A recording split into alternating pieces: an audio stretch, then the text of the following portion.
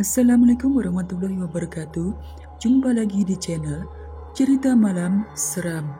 Sebelum kita mulai ceritanya, jangan lupa like video ini dan subscribe channel ini serta nyalakan lonceng notifikasinya agar tidak ketinggalan cerita-cerita lainnya. Kali ini saya akan membawakan cerita yang berjudul Pengantar Jenazah, karya akun Twitter @tanyademit.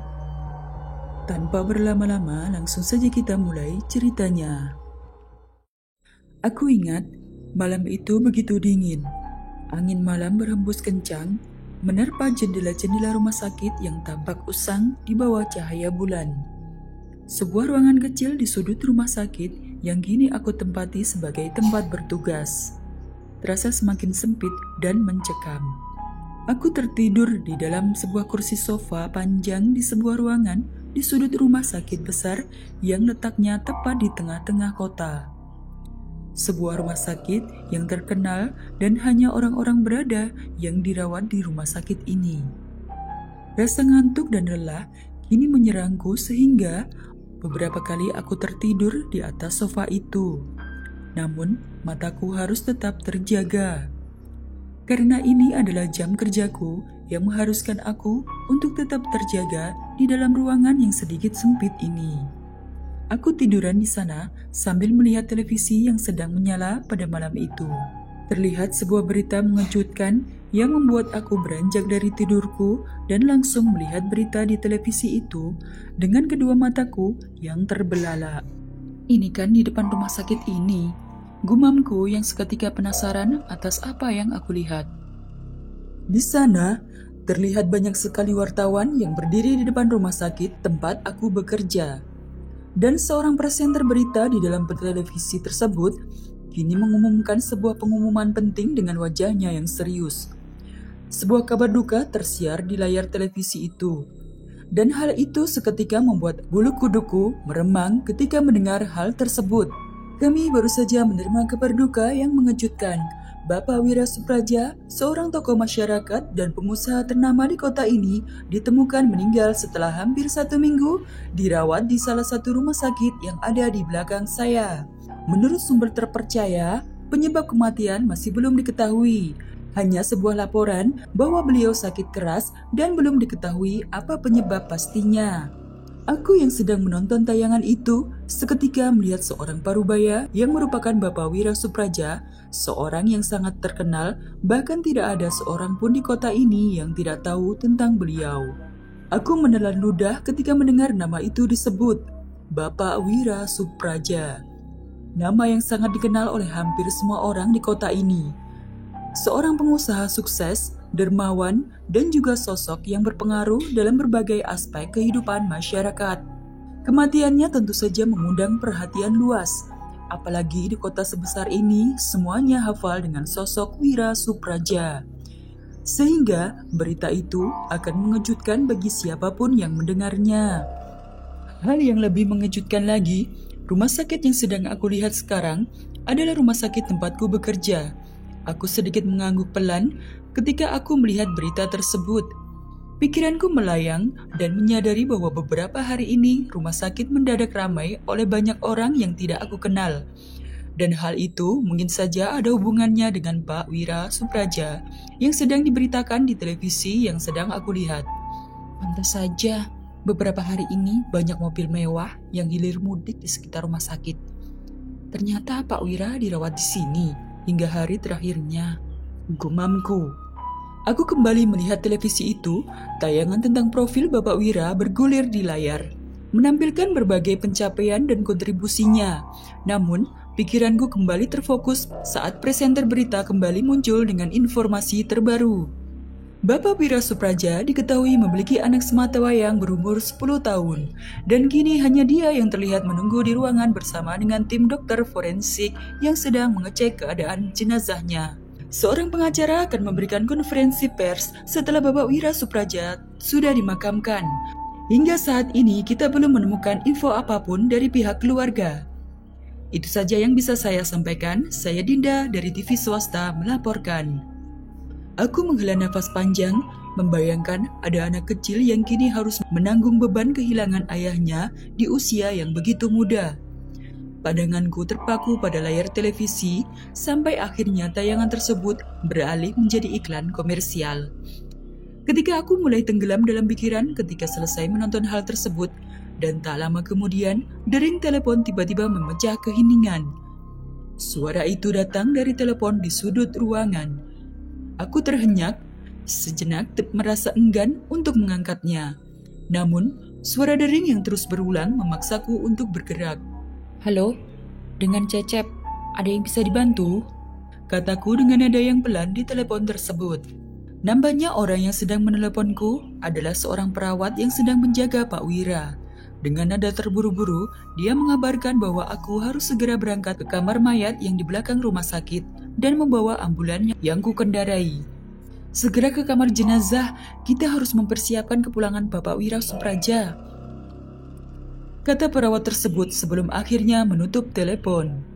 Aku hanya mengangguk pelan dan mengiyakan apa yang dikatakan oleh perawat tersebut. Sebagai seorang supir ambulan yang sudah hampir setahun bekerja di sini, aku sudah paham dengan situasi tersebut. Sehingga aku langsung menutup teleponku dan langsung bergegas ke arah parkiran untuk menyalakan mobil ambulan yang akan aku kendarai sekarang. Aku menelan ludah, perasaan aneh mulai merayap di punggungku. Mengantar jenazah bukanlah hal baru bagiku, tetapi kali ini ada sesuatu yang berbeda.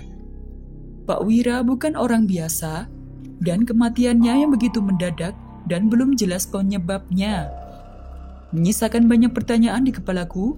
Aku segera bangkit dari sofa, mengenakan jaket tebal untuk melawan dingin pada malam ini. Langkahku terlihat tergesa-gesa menuju lorong rumah sakit yang panjang dan sedikit gelap. Lorong ini selalu berhasil membuat bulu kuduku meremang setiap kali aku melewatinya, terutama saat malam hari. Ada banyak cerita menyeramkan yang beredar tentang tempat ini. Beberapa perawat dan penjaga pasien seringkali membicarakan hal-hal aneh yang mereka alami di lorong ini. Tetapi, aku selalu berusaha untuk tidak terlalu memikirkannya. Lorong panjang itu memang menyeramkan ketika malam tiba. Banyak sekali kejadian-kejadian aneh yang seringkali muncul dan menjadi sebuah cerita menyeramkan dari para perawat dan para penjaga pasien di rumah sakit ini. Apalagi, suasana pada malam ini terasa lebih berat. Seperti ada bayangan-bayangan samar di ujung lorong tampak bergerak-gerak, seolah mengawasi setiap langkahku yang sedang berlari di dalam lorong tersebut. Aku belok ke arah kiri, dan di sana terlihat beberapa mobil ambulan yang terparkir di antara parkiran motor pegawai rumah sakit yang memenuhi parkiran tersebut.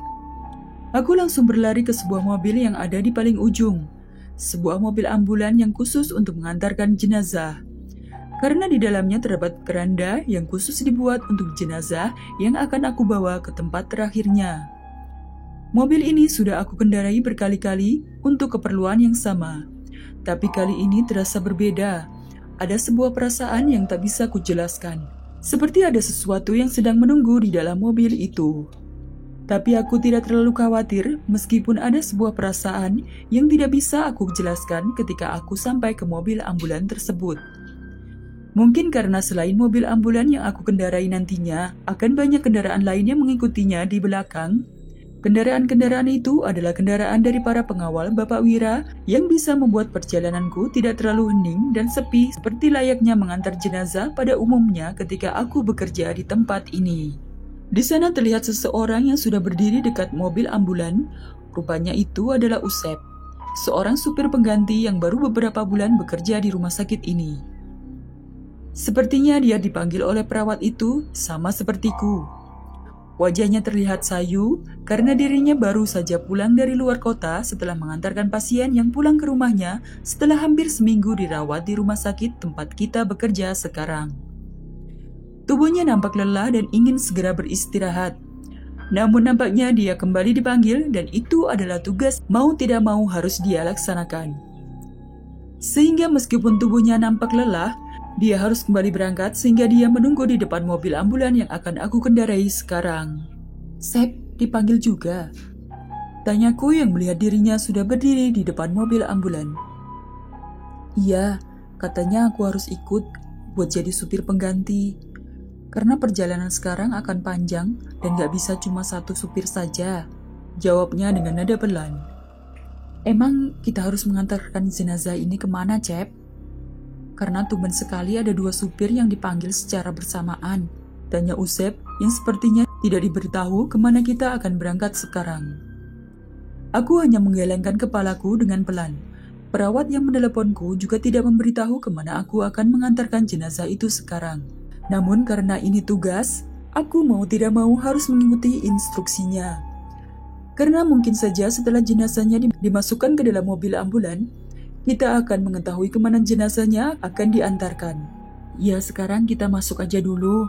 Mungkin nanti kita tahu akan mengantarkan kemana jenazah ini setelah kita bertemu dengan perawat yang menelepon kita.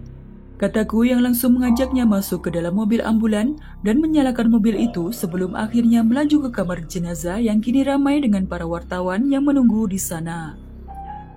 Rumah sakit tempatku bekerja kini tampak lebih ramai dari biasanya.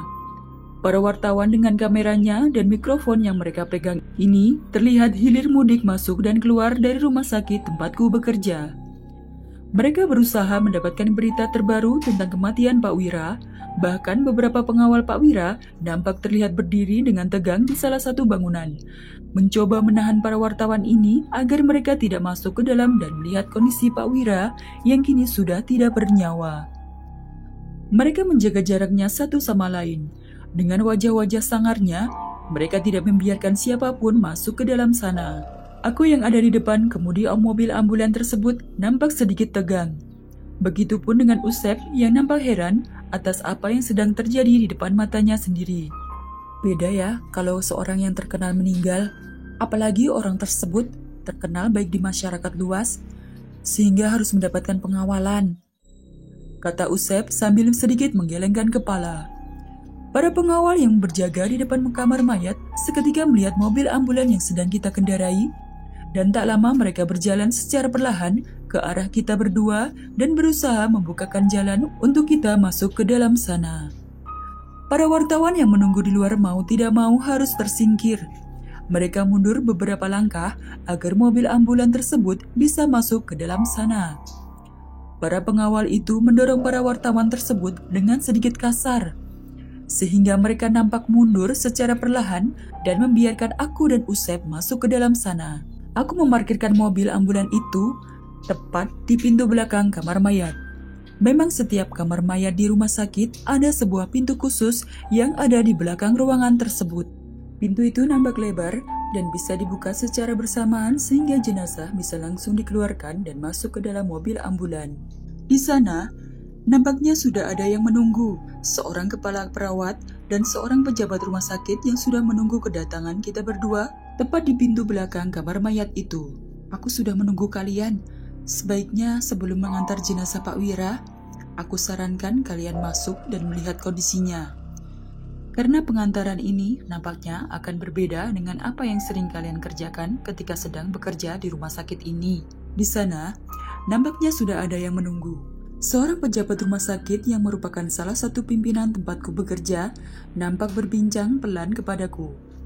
Bahkan dia menepuk pundakku dan menyuruhku agar segera masuk ke ruangan Pak Wira untuk bertemu seseorang sebelum aku mengantarkan jenazahnya. Tentu saja, hal itu sangat mengherankan bagiku, karena baru kali ini aku harus bertemu dengan orang-orang di dalam sana dan membicarakan beberapa hal sebelum mengantar jenazahnya. Karena biasanya aku hanya perlu menunggu di luar, membiarkan jenazahnya diantarkan dari dalam ke dalam mobil ambulan, dan aku diberitahu kemana aku harus mengantarkan jenazah itu sesuai arahan perawat dan petugas yang ada. Aku melirik ke arah Usep, dan Usep juga nampaknya baru mengalami hal ini, sehingga dia menggelengkan kepalanya kepadaku sambil mengikuti ke belakang sana. Sari, seorang kepala perawat yang tadi berdiri di sebelah pejabat rumah sakit, kini menutup rapat pintu belakang dari kamar mayat itu. Bahkan dia menguncinya dan berjalan perlahan di belakangku dan Usep yang masih kebingungan dengan situasi sekarang. Suasana tampak lebih sunyi ketika aku masuk ke kamar mayat. Aku berjalan melewati beberapa jenazah yang terbujur kaku dan tertutup kain berwarna putih. Ada beberapa pula yang sudah dimasukkan ke dalam sebuah tempat kecil di ujung ruangan dan menunggu keluarganya yang masih hidup untuk membawanya keluar dari kamar tersebut. Aku berjalan lurus hingga ke ujung ruangan, dan di sana terlihat beberapa ruangan kecil yang nampak kosong. Sepertinya itu adalah ruangan khusus untuk pasien-pasien seperti Pak Wira sekarang. Karena ruangan itu nampak terpisah dari jenazah-jenazah lain yang ada di kamar mayat tersebut. Pejabat rumah sakit itu langsung membuka pintu tersebut, dan ketika aku masuk ke dalam, aku melihat beberapa orang yang menatapku seketika dengan sebuah keranda mayat yang terbuka di tengah-tengah ruangan. Terlihat seseorang yang sudah tidak bernyawa dan terbujur kaku di sana. Kepalanya nampak pucat dengan 2 kapas yang menutupi hidungnya. Matanya terpejam dengan tubuhnya yang nampak kaku di tengah-tengah ruangan. Di sebelahnya, nampak ada seseorang yang berdiri dengan memakai jas dan sebuah koper yang dia bawa di salah satu tangannya. Wajahnya terlihat menyambutku dan Usep ketika aku datang ke dalam ruangan tersebut. Lalu, di ujung ruangan tersebut, terlihat seorang anak kecil yang nampak bersedih. Dia duduk dengan rambutnya yang lurus dan menutupi sebagian wajahnya. Dia terlihat pucat dan hal itu membuat suasana di dalam ruangan tersebut semakin suram.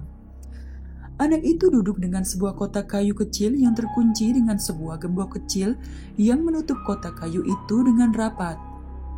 Dan di salah satu tangannya terlihat ada sebuah tali dengan kunci kecil yang mungkin saja itu adalah kunci dari kotak yang dia pegang. Mungkin ini anak yang dibicarakan tadi di televisi. Gumamku di dalam hati. Aku sempat melihat anak kecil tersebut, namun seperti ada sesuatu yang aneh dengan anak itu. Aku tidak bisa menjelaskan apa yang aku rasakan, namun aku seperti ada sesuatu yang membuatku merinding ketika aku menatapnya selama beberapa menit di dalam ruangan tersebut. Pengacara yang berdiri di dekat jenazah Pak Wira akhirnya mulai mengenalkan dirinya dengan nama Pak Rizal, seorang pengacara yang sengaja ditugaskan khusus untuk memberitahukan sesuatu kepadaku dan Usep yang sedang kebingungan di sana. Pak Wira meninggalkan sebuah amanat dan wasiat yang harus dipenuhi. Aku datang sebagai perwakilan keluarga untuk menyampaikan hal tersebut kepada kalian berdua, yang mungkin saja bisa menjalankan tugas ini dengan baik sebelum Pak Wira dikebumikan di kampung halamannya. Aku dan Usep yang mendengar hal tersebut dari Pak Rizal tentu saja heran. Aku bahkan saling bertatapan dengan Usep atas apa yang disampaikan olehnya pada saat itu. Pak Rizal yang melihatku dan Usep yang kebingungan hanya tersenyum kecil, dan tak lama dia kemudian melanjutkan perkataannya pada saat itu. Aku sudah berbicara dengan Pak Joseph sebagai pejabat dan salah satu pemimpin dari rumah sakit ini, dan Pak Joseph pun setuju atas permintaan terakhir dari Pak Wira. Sehingga Pak Joseph memanggil kalian berdua untuk tugas ini, kata Pak Rizal yang melirik ke arah Pak Joseph yang berdiri tepat di sebelahku. Aku semakin kebingungan. Tidak biasanya aku mengantar jenazah hingga seperti ini. Bahkan ada pengacara yang berbicara seperti itu di depan jenazah yang seharusnya diantarkan dengan segera ke pihak keluarganya untuk dimakamkan. Kamu tidak usah bingung. Tugas kalian hanya mengantarkan jenazah Pak Wira ke tempat terakhirnya, kata Pak Rizal yang kembali berkata kepadaku. Namun, sebelum mengantarkannya ke kampung halamannya untuk dimakamkan, ada beberapa tempat yang harus dia kunjungi sebelum jenazahnya dimakamkan.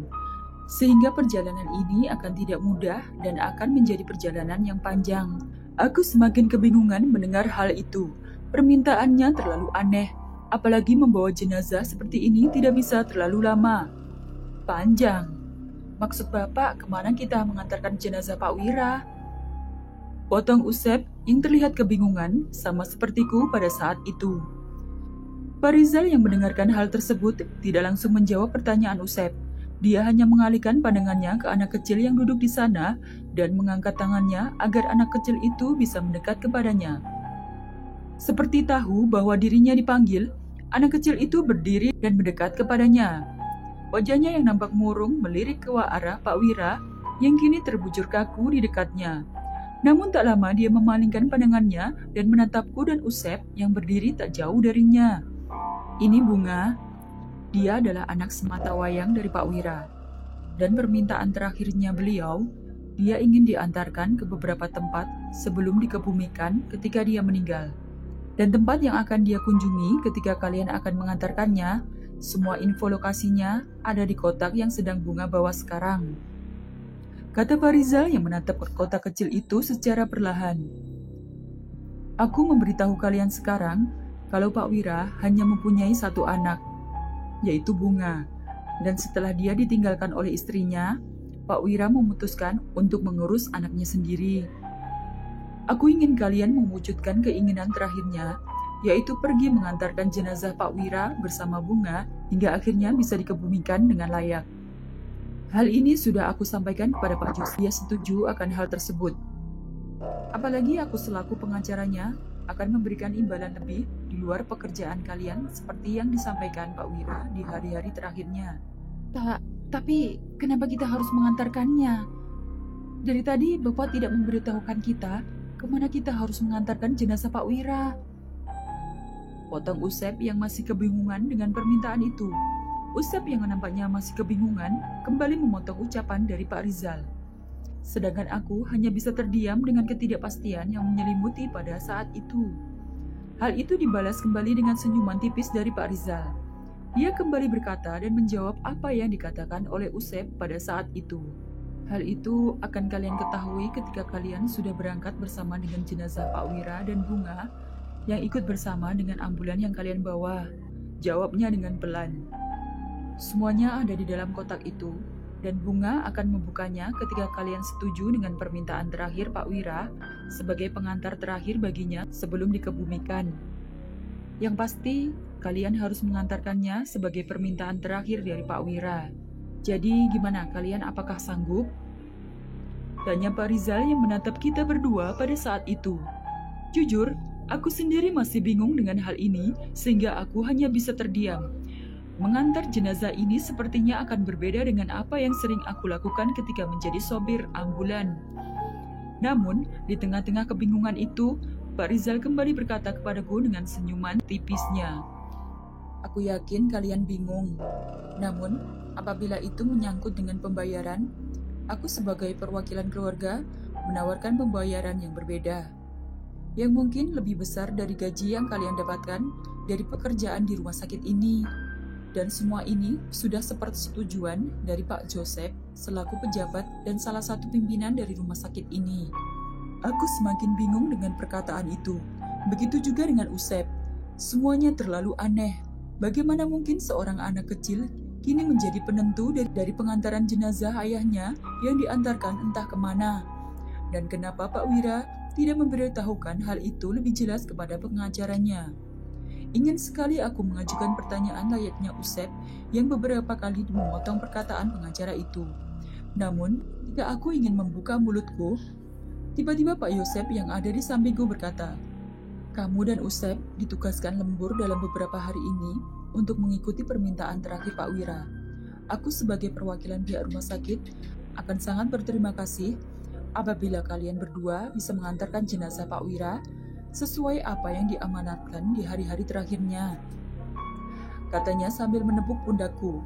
Aku hanya mengangguk pelan ketika Pak Yosep berkata seperti itu. Aku sudah tidak bisa menolak lagi. Begitu juga dengan Usep yang hanya bisa mengangguk pelan tanpa berbicara apapun lagi. Pak Rizal yang melihat kita berdua tiba-tiba tersenyum lebar, dan tak lama kemudian dia membuka kopernya dan membawa dokumen yang harus kita berdua tanda tangani. Di sana terlihat bayaran yang akan kita dapatkan ketika kita bisa mengantarkan jenazah tersebut ke kampung halamannya yang entah di mana. Dan di sana pula kita diberi tanggung jawab untuk bisa mengantarkannya apapun yang terjadi selama di perjalanan. Aku begitu tercengang melihat nominal yang akan dibayarkan begitu aku dan Usep selesai mengantarkan jenazah Pak Wira. Dan Pak Rizal seperti sudah mengetahui ekspresi kita berdua ketika kita melihat nominal tersebut. Tanda tangani ini. Aku tidak serta-merta membayar kalian dengan percuma. Harus ada dokumen pendukung yang harus kalian tanda tangan sebagai tanggung jawabku ketika kalian selesai dengan tugas kalian. Dan ketika kalian menandatangani ini, aku akan menyuruh Bunga untuk membuka kotak itu agar kalian mengetahui kemana kalian akan mengantarkan jenazah Pak Wira. Aku menelan ludah. Aku merasa ada sesuatu yang sangat salah di situasi ini. Nominal yang aku lihat benar-benar tidak masuk akal hanya untuk mengantarkan sebuah jenazah. Namun, aku tahu bahwa aku tidak punya pilihan lain karena ini adalah tugas yang harus aku laksanakan. Dan mau tidak mau, aku dan Usep harus melakukannya sekarang. Akhirnya aku dan Usep menandatangani dokumen tersebut. Pak Rizal selaku pengacara Pak Wira kembali tersenyum dan menyimpan dokumen tersebut ke dalam kopernya. Setelah kita berdua menandatangani dokumen tersebut di dekat jasad Pak Wira yang terbujur kaku di sana, Sari yang merupakan kepala perawat seketika langsung memanggil beberapa perawat lainnya. Dia seperti tahu apa yang harus dia lakukan sekarang. Dan seketika dia langsung menutup jenazah Pak Wira dan membungkusnya dengan kain kafan sebelum akhirnya dia langsung membawanya keluar dari ruangan tersebut. Dan meninggalkanku bersama Usep dengan Pak Rizal dan Bunga yang masih berdiri di dekatnya. Pak Joseph yang awalnya berdiri di dekatku pun akhirnya pamit. Dia menepuk pundakku beberapa kali dan berterima kasih karena aku dan Usep mau untuk memenuhi keinginan terakhir Pak Wira sambil mengantarkan jenazahnya ke tempat terakhirnya. Dia menepuk pundakku beberapa kali dan berterima kasih karena aku dan Usep mau untuk memenuhi keinginan terakhir Pak Wira sambil mengantarkan jenazahnya ke tempat terakhirnya. Pak Rizal yang melihatku dan Usep pada saat itu kini kembali berkata, "Ada beberapa hal yang harus kalian ketahui sebelum kalian berangkat bersama Bunga," kata Pak Rizal dengan nada yang pelan.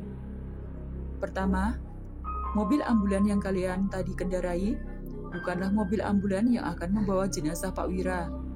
Namun ada sebuah mobil lain yang terparkir tak jauh dari kamar mayat ini yang akan kalian pakai untuk mengantarkan jenazah Pak Wira ke tempat terakhirnya. Mobil ambulan yang kalian kendarai akan berangkat bersamaan dengan beberapa pengawal Pak Wira. Mereka akan berangkat ke salah satu pemakaman umum yang ada di tengah-tengah kota, agar para wartawan percaya bahwa Pak Wira dimakamkan di sana. Pak Wira berpesan agar tempat terakhirnya nanti tidak diketahui oleh semua orang.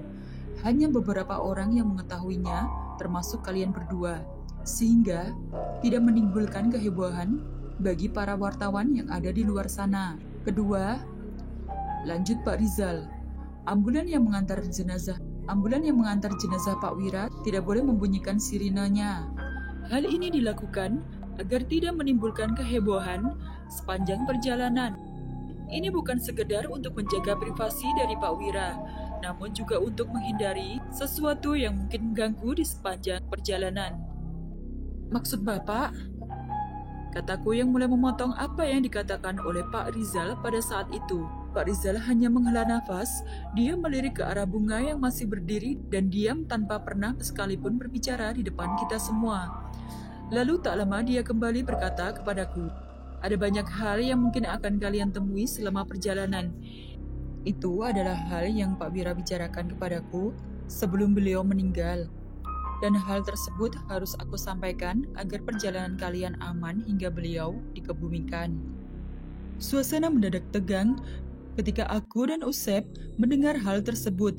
Tubuh yang aku rasakan mendadak merinding dan entah kenapa, aku seperti telah melakukan hal yang salah ketika aku mengiyakan pengantaran jenazah Pak Wira sekarang.